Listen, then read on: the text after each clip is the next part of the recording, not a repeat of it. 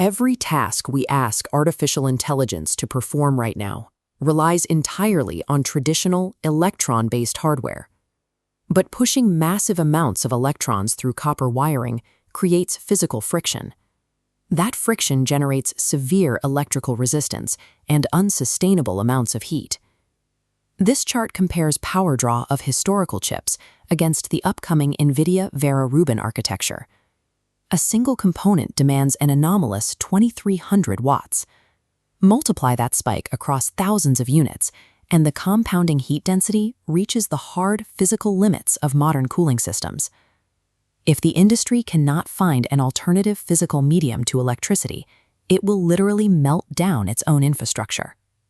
Right now, the world's top hardware companies are already allocating billions of dollars to solve this exact problem.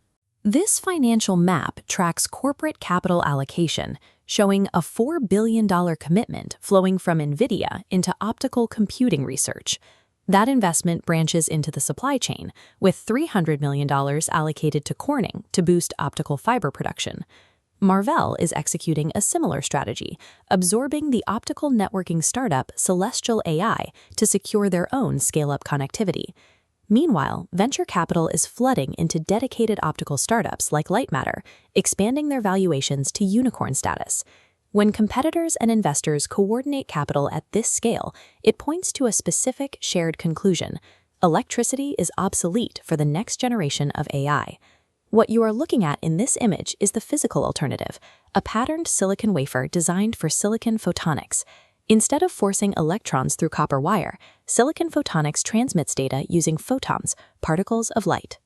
Because light faces no electrical resistance, it generates almost zero heat as it moves. Engineers are using this to build optical interconnects, like Lightmatter's passage system. They allow chips to communicate directly using light beams rather than metal wiring. By changing the transmission medium to light, hardware designers completely bypass the thermal constraints that throttle standard electronic components. This diagram illustrates exactly how that data travels using frequency domain processing.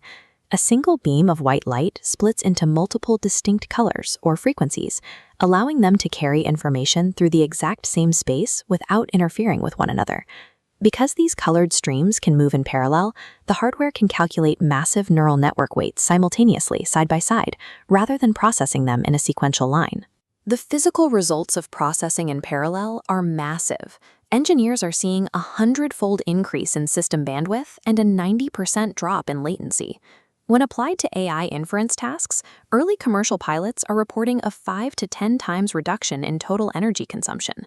Opening up the frequency dimension means AI models can continue to scale exponentially without requiring a linear increase in power or facility size. Silicon photonics is no longer confined to theoretical research and development. It is actively being deployed as a commercial standard.